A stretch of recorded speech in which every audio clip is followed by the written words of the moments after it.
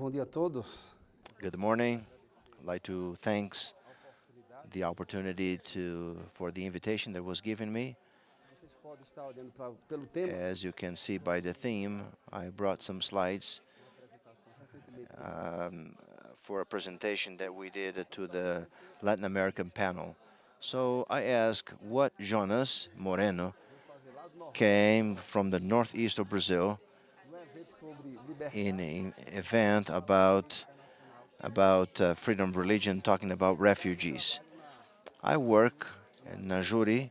It's association law that talks about the liberty of freedom of religion. da ANAJURE. I organize a book and help organize a book, Eu participo and I participate in the commission of the law do Brasil e também de alguns grupos de and some research companies in this area liberdade religiosa. and the liberty of freedom of religion. Os colegas But it was important for some of my colleagues to speak before me because I need to talk propriamente dito. Mas not only not specifically about this, but when we talk about refugees, we start to give examples of those who are persecuted normalmente por uma normally because of lack of tolerance, religious tolerance, in countries where there's no such freedom.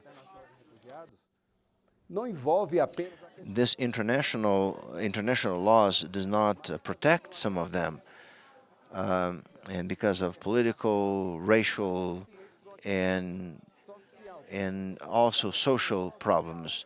I would love to give you some data just to give an idea. This map, it's a map that everybody knows.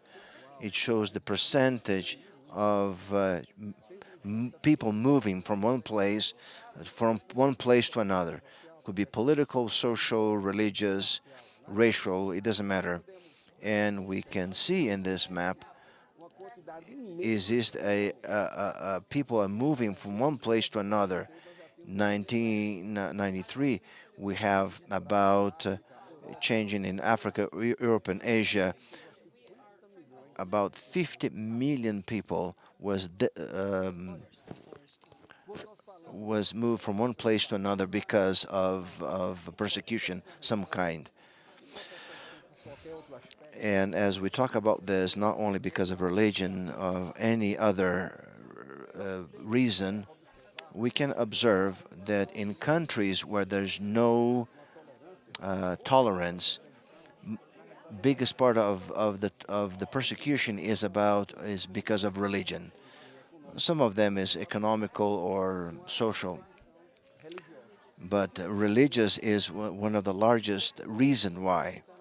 So I'd like to talk about our international jurisdiction system, because in Brazil, because we have this freedom of religion, liberty of expression, and I agree plainly with Dr. Hugo said, we have a fight in everything, and everything is because of religion. The reason of we have issue.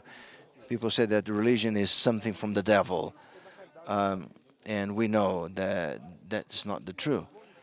But that's motivated me this international jurisdiction system Perseguição. and all kinds of persecutions.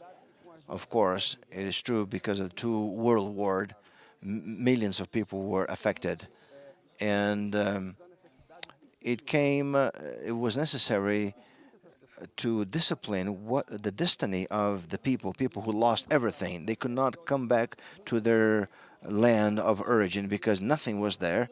So what was the action? What the world should do so these people could be received and receive a new home? And many people were dislocated because with no guilty at all, just because of reason of war. This proportion became so big that changed the human rights. Those rights were defended for some people, but Não tem uma perspectiva. But they didn't have a perspective, a specific perspective, and they were also receive what happened with them. And this was not talk. The international passed to Vera now to help me here. And they started having the concern for the refugees treated or seen as an asylum from the perspective of an asylum. And when this term was defined, it was very important because it was considered an apolitical, not politicized institution, so that there could be no diplomacy wearing out. I mean, no. It was based on the principle of human rights, and this international convention was supposed to be done through international treaties and through internal norms and guidelines, how the rights of the refugees would work. And therefore that gave cause to the first declaration. We're not going to talk a lot about human rights here, but in 1948, the Declaration of the Human Rights was for the first time defined the person who is a victim and victimized from persecution. But after this perspective was generated because of the Great Two Wars, there was the desire and the need to work with the people who would be judicially qualified. So that we had to create protocols that brought discipline to and created legislation how to treat the foreigners in Brazil, for example. And in 1950, the United Nations was created with some objectives. Number one, protect all men and women and children, any kinds of refugees for any kind of persecution. And in Brazil, at that time, we were already seeing this religious persecution. Not only to send food, but also to create a solution that could help these people to reclaim their human dignity. And in 1951, the United Nations already again established the Statute of the Refugees. And from that point on, we coined a technical term for the refugees that should be applied free of discrimination based on race or religion or sex, and establish some basic clauses. For example, the definition of the term refugee. Sometimes these refugees, whatever the persecution was, political, racial, or what, or religious, it establishes that the necessity to give documentation to properly, so when a refugee arrives in Brazil, it receives a new status from the National Council of Refugees, and the person receives a Brazilian passport and receives a card, like a social security card, to have access to the social services available. So the important key here is the events occurred before 1951. What will we do with the cases that came afterwards? In the statute, I will briefly mention right after what to do with the events that happened after 1951 that amplified the term of refugee for occurrences that were not predicted or were not approached by the statutes created before. It's very interesting, this protocol. It's seen in 141 countries that have adopted this refugee statute. And what I'd like to bring up here is that the United Nations was supposed to promote in each different country this legislation in a domestic way, so that all of them could not only adopt the guidelines, but also to practice in their own country that has adopted the guidelines. But then something interesting came up.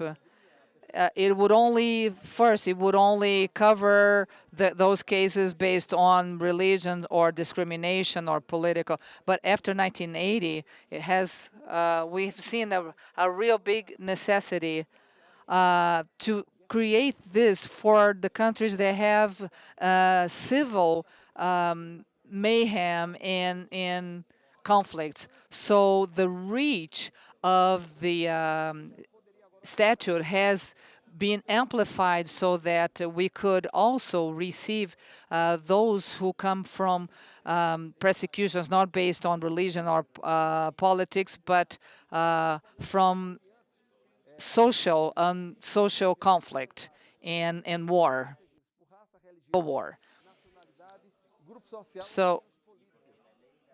So after this declaration of Cartagena, also people who have been persecuted or going through social instability. So I'd like to bring up is the Brazilian example here.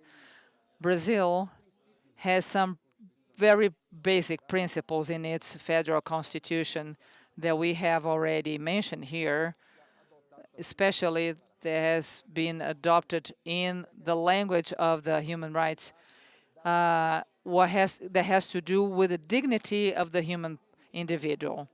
And in Brazil, on a side comment, in our constitution from 1946, before the United Nations, we talked about the liberty of conscience, which seemed to be something really, really already developed. So Brazil, in spite of all its difficulties, it was already ahead of other nations in that regard. We have some features here that are like guidelines for the Brazilian statutes. And Brazil in 1996 also created the National Program for the Human Rights. So when I ask if we adopted in 1996 what was created in 1960, but well, we were the first to protect the human rights in Latin America. It was the third in the world and the first in Latin America. With the objectives in the short and long term to take care of the refugees based on grounds of social, political, or religious persecution.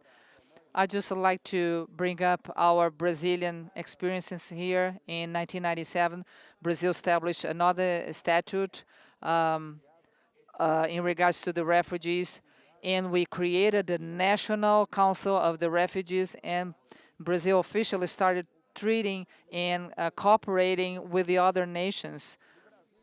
In Brazil, it's very important to notice that we have to work with the freedom, religious freedom fronts and humanitarian fronts, so that Brazil may be an example in this search. If we have a country where religious freedom is affected, it's easier to act, to receive these individuals who are persecuted for all the reasons expounded.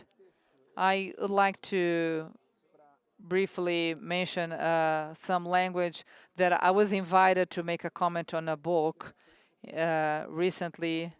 It's being launched right now, and it talks about the refugees, and because there's a fear to receive the refugees based on religion, on racial differences.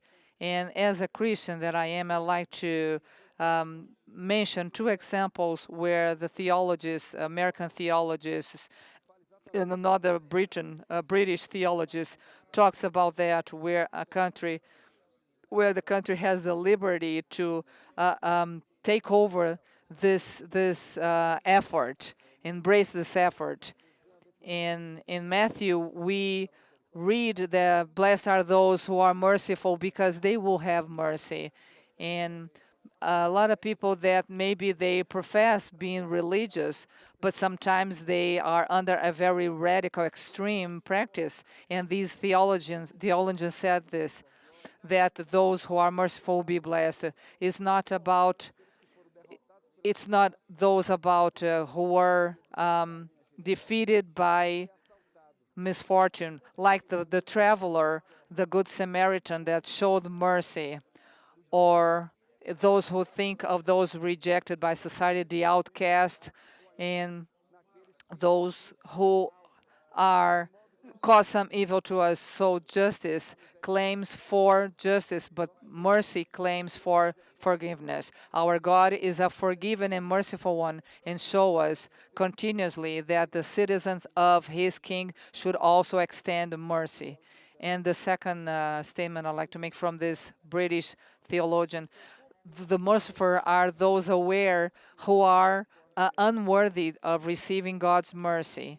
And if it was not for God's mercy, they would be only sinners, and not only sinners, but condemned sinners. And therefore, they are open to consider towards others the same mercy that God is considered towards them. And knowing that the mercy that is extended to them should be extended to others as well. Thank you very much for this presentation. I'm sorry it was long, but I tried to summarize as much as I could. But I'm very thankful for the attention, and I'm sorry to be concentrating on this theme, but it's a passion for me. And I'm very happy. I was very happy on the first day that we talked about religious persecution. Regardless of the country, the persecution was from a different group, was always. So I'm thankful for the opportunity. Thank you very much.